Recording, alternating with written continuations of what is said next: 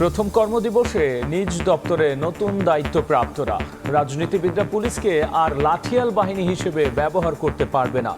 অন্তর্বর্তীকালীন সরকারের সঙ্গেও ভারত সুসম্পর্ক বজায় রাখবে বলে আশা। বাজার দখল করব, ঘাট দখল করব, এটা দখল করব, চাঁদাবাজি করব, ডোন্ট ডু ইট। গত আন্দোলনে যে ডিজিটাল ক্র্যাকডাউন আমরা বলেছি ইন্টারনেট বন্ধ করে, তার তদন্তের জন্য আজকে আমি ব্যবস্থা নেব। বাংলাদেশের মানুষ যেন ভাবে যে ভারত আমাদের অত্যন্ত ঘনিষ্ঠ বন্ধু। আমরা চাইব যে ভারত আমাদেরকে সেটাতে সহায়তা করুক। শপথ নিলেন প্রধান বিচারপতি সৈয়দ রেফাত আহমেদ। বঙ্গভবনে দুই উপদেষ্টাকেও শপথ পড়ালেন রাষ্ট্রপতি। উপস্থিত ছিলেন ডক্টর মোহাম্মদ ইউনূস। আমি সংবিধানের প্রতি রক্ষণ, সমর্থন ও নিরাপত্তা বিধান করিব। দেখছিলেন প্রধান শিরোনাম। সন্ধ্যার সময় সঙ্গে আছি আমি গোলাম রাব্বি। এবার অন্যান্য শীর্ষ সংবাদ। 6 দিন ধরে সড়কে শৃঙ্খলা রক্ষার দায়িত্বে শিক্ষার্থীরা। শেষ হচ্ছে না ট্রাফিক পুলিশ ফেরার অপেক্ষা। বেশিরভাগ থানা চালু হলো ভেতরে সীমাবদ্ধ কাজ। এবং বিসিবি স্বায়ত্তশাসিত, সেখানে হাত দেবে না সরকার। প্রথম কর্মদিবসে জানালেন যুব ও ক্রীড়া উপদেষ্টা আসিফ মাহমুদ। বললেন নারী টি-20 বিশ্বকাপ আয়োজনে নেওয়া হবে সব ব্যবস্থা।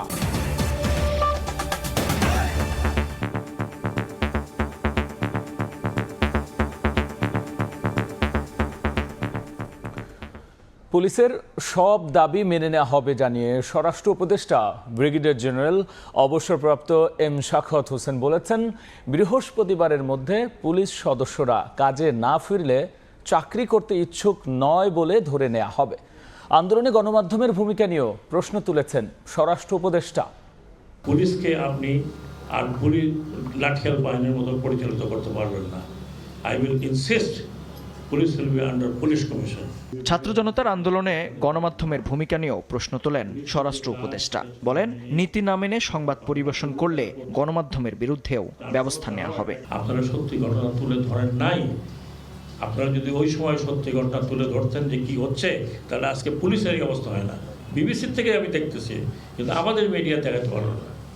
সেই মনীয় চাটুকারি মিডিয়া হবে, বন্ধ করে দেবো।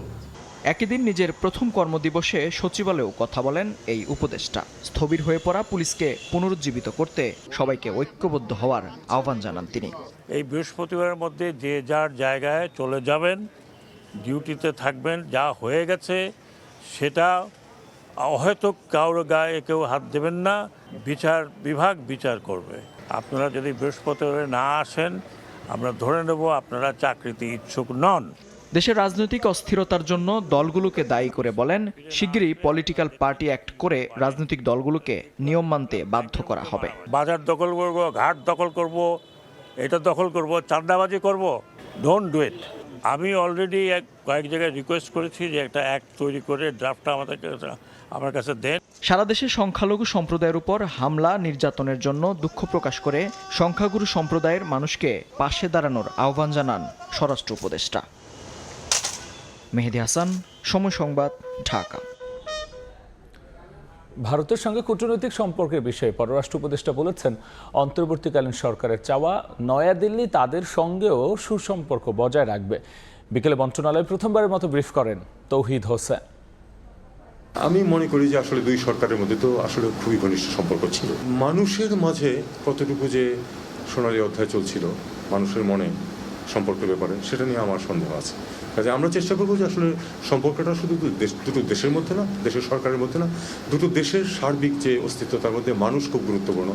মানুষ যেন ভাবে যে ভারত আমাদের খুব ঘনিষ্ঠ বন্ধু। আমরা এটাই চাই, আমরা সেদিকেই সম্পর্কটা নিয়ে যেতে চাই এবং আমরা চাইবো যে ভারত আমাদেরকে সেটাতে সহায়তা করুক। এই সরকারকে এভাবে যদি কেউ চিত্রিত করতে চায় যে কোনো এক দিকের, এটার কোনো মানে নেই। এই সরকার একেবারেই সবার সাথে ভালো সম্পর্ক রাখতে বদ্ধপরিকর। আমরা যেমন ভারতের সাথে সম্পর্ক ভালো রাখবো, চীনের সাথেও ভালো রাখবো। কোটা সংস্কার আন্দোলন ঘিরে ইন্টারনেট শাটডাউনে জড়িতদের বিরুদ্ধে তদন্ত করে নেওয়া হবে ব্যবস্থা। অন্তর্বর্তীকালীন সরকার প্রথম কর্মদিবসেই একথা বলেছেন ডাক, টেলিযোগাযোগ ও তথ্য প্রযুক্তি উপদেষ্টা নাহিদ ইসলাম। কোটা সংস্কার আন্দোলন থেকে গণ অভ্যুত্থান, রাজপথের মতোই উত্তপ্ত ছিল সামাজিক যোগাযোগ মাধ্যম। শুরু হয় আলোচনা সমালোচনা। প্রশ্ন ওঠে, বিশ্বায়নের যুগে কেন বন্ধ হবে ইন্টারনেট সংযোগ? এবার অন্তর্বর্তীকালীন সরকারের প্রথম কর্মদিবসেই সাংবাদিকদের এ সংক্রান্ত এক প্রশ্নের উত্তরে ডাক, টেলিযোগাযোগ ও তথ্য প্রযুক্তি উপদেষ্টা নাহিদ ইসলাম জানান, কথায় কথায় ইন্টারনেট বন্ধ রাখা মানে মানবাধিকার লঙ্ঘন করা। ইন্টারনেট ব্যবহারটা কিন্তু এটা একটা ডিজিটাল রাইটসে পরিণত হয়েছে, এটা একটা মানবাধিকারের বিষয়। তো ইন্টারনেট বন্ধ বলেন বা সেটাকে সীমিত পর্যায়ে নিয়ে আসা, এই মানবাধিকার বিষয়টাকে মাথায় রেখেই করতে হবে, যাতে কারো মানবাধিকার লঙ্ঘিত না হয়।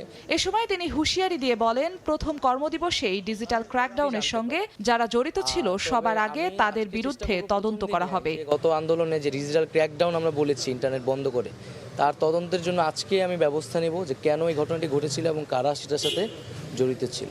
নতুন করে দুর্নীতিমুক্ত তারুণ্য নির্ভর আইসিটি খাত গঠনে কাজ করার আশা প্রকাশ করেন আইসিটি উপদেষ্টা। জিন্নাতারা জশোয়া, সময় সংবাদ, ঢাকা। সন্ধ্যার সময় আরও থাকছে। মিয়ানমার থেকে সোনা পাচার করে মজুত করা হয় বাড়িতে। টেকনাফে বিজিবির অভিযানে পালানোর সময় আটক 2 রোহিঙ্গা। জব্দ 29 কেজি স্বর্ণালংকার ও নগদ টাকা। শপথ নিলেন দেশের 25তম প্রধান বিচারপতি সৈয়দ রেফাত আহমেদ। দুপুরে বঙ্গভবনের দরবার হলে তাকে শপথ বাক্য পাঠ করান রাষ্ট্রপতি মোহাম্মদ শাহাবুদ্দিন। পরে একই আনুষ্ঠানিকতায় অন্তর্বর্তীকালীন সরকারের আরও 2 উপদেষ্টা সুপ্রদীপ চাকমা ও ডাক্তার বিধান রঞ্জন রায়কে শপথ পড়ানো হয়। এ সময় উপস্থিত ছিলেন প্রধান উপদেষ্টা ডক্টর মোহাম্মদ ইউনূস। সাম্প্রতিক ছাত্র জনতার অভ্যুত্থানে রাষ্ট্রের নির্বাহী ক্ষমতার পালাবদলের পর একই হাওয়া বিচার বিভাগেও। শিক্ষার্থীদের দাবির মুখে বাংলাদেশের 25তম প্রধান বিচারপতি হিসেবে নিয়োগ দেওয়া হয় সৈয়দ রেফাত আহমেদকে। শপথ গ্রহণ করবেন। রোববার বঙ্গভবনের দরবার হলে আয়োজন করা হয় প্রধান বিচারপতি ও অন্তর্বর্তীকালীন সরকারের 2 উপদেষ্টার শপথ অনুষ্ঠান। মন্ত্রিপরিষদ সচিবের পরিচালনায় এই আনুষ্ঠানিকতায় উপস্থিত ছিলেন অন্তর্বর্তীকালীন সরকারের প্রধান উপদেষ্টা ডক্টর মোহাম্মদ ইউনূস। আমি সৈয়দ রেফাত আহমেদ বাংলাদেশের প্রধান বিচারপতি নিযুক্ত হইয়া রোববার বেলা 1:15টার দিকে বঙ্গভবনের দরবার হলে বাংলাদেশের 25তম প্রধান বিচারপতি সৈয়দ রেফাত আহমেদকে শপথ বাক্য পাঠ করান রাষ্ট্রপতি মোহাম্মদ শাহাবুদ্দিন। আমি আইন অনুযায়ী ও বিশ্বস্ততার সহিত আমার পদের কর্তব্য পালন করিব। এরপর রাষ্ট্রপতির কাছে শপথ নেন অন্তর্বর্তীকালীন সরকারের আরও 2 উপদেষ্টা সুপ্রদীপ চাকমা ও ডাক্তার বিধান রঞ্জন রায়। আমি ভীতিও অনুরাগ বা বিরাগের বশবর্তী না হইয়া বিকেলে জারি করা হয় নতুন 2 উপদেষ্টার দপ্তর বন্টন সংক্রান্ত প্রজ্ঞাপন। বিধান রঞ্জন রায়কে প্রাথমিক ও গণশিক্ষা মন্ত্রণালয় আর সুপ্রদীপ চাকমাকে পার্বত্য চট্টগ্রাম মন্ত্রণালয়ের দায়িত্ব দেওয়া হয়। ফারুক ভিয়া, রবিন, সময় সংবাদ, ঢাকা। অবৈধ বোর্ড মিটিংয়ের মাধ্যমে সময় টেলিভিশন এমডি ও সিইওকে অপসারণের খবর ছড়াচ্ছে একটি মহল, যা আদৌ সত্য নয়। সময় টেলিভিশন লাইসেন্স বর্তমান এমডির নামে, সুতরাং তাকে অপসারণ করার সুযোগ নেই। 2009 সালের মে মাসে সময় মিডিয়া লিমিটেড গঠনের জন্য জেলা প্রশাসক কার্যালয়ে আবেদন করেন বর্তমান ব্যবস্থাপনা পরিচালক। আর সে বছরের সেপ্টেম্বরে মোট 10টি টেলিভিশন চ্যানেল লাইসেন্স পায়। সময় তার মধ্যে একটি। লাইসেন্স হয় বর্তমান এমডি আহমেদ জুবায়েরের নামে। গঠিত হয় সময় মিডিয়া লিমিটেড নামে একটি কোম্পানি। এক পর্যায়ে প্রতিষ্ঠানটিতে বিনিয়োগকারী হিসেবে যুক্ত হয় দেশের স্বনামখ্যাত শিল্প গ্রুপ সিটি গ্রুপ। লগ্নিকারক হিসেবে তারা বি গ্রুপের শেয়ার হোল্ডার, আর উদ্যোক্তা হিসেবে আহমেদ জুবায়ের ও অন্যান্যরা এ গ্রুপের শেয়ার হোল্ডার। এ গ্রুপ ও বি গ্রুপের যৌথ স্বাক্ষরে সকল ব্যাংক হিসাব পরিচালিত হয়। কিন্তু বর্তমান প্রেক্ষাপটে এমডির উপস্থিতি এবং অবহিত করা ছাড়াই একটি বোর্ড মিটিং ডেকে আহমেদ জুবায়েরকে অপসারণের খবর ছড়িয়ে দেওয়া হয়, যেটিকে অবৈধ মনে করছে সময় মিডিয়া লিমিটেডের কর্তৃপক্ষ। বিষয়টি একজন উপদেষ্টার নজরে আনা হলে তিনি জানান, বর্তমান অন্তর্বর্তী সরকারের আমলে চর দখলের মতো কোনো জবরদস্তিমূলক কাজ করা যাবে না। 2-1 দিনের মধ্যে সরকারের সব কার্যক্রম স্বাভাবিক ও আরও গতিশীল হলে এসব জবরদখল চেষ্টার বিরুদ্ধে কঠোর ব্যবস্থা নেওয়া হবে বলেও জানিয়েছেন ওই উপদেষ্টা।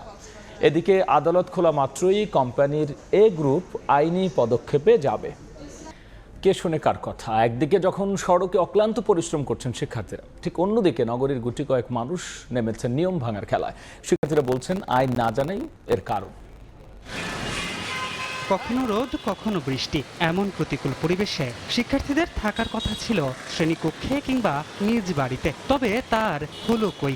কর্মজীবী মানুষের ঠিক সময়ে অফিস পৌঁছানোর গুরুদায়িত্ব যে তাদের কাঁধেই। রোববার সকাল থেকেই যানজট নিরসনে রাজধানীর মোড়ে মোড়ে অবস্থান নেয় শিক্ষার্থীরা। সঙ্গে ছিল Bangladesh scouts, BNCC, red crescent সহ বিভিন্ন স্বেচ্ছাসেবী সংগঠনের সদস্যরাও। ইন্ডিকেটরগুলো বা সিগন্যাল লাইটগুলো আপনারা ভুলে দিচ্ছেন, মানে যেদিকে যাওয়ার কথা ওগুলো দিচ্ছেন না। চেক করা তো বিরক্ত হচ্ছে, এখানে তারা মানতে চাচ্ছে না আমাদের কোনোভাবে।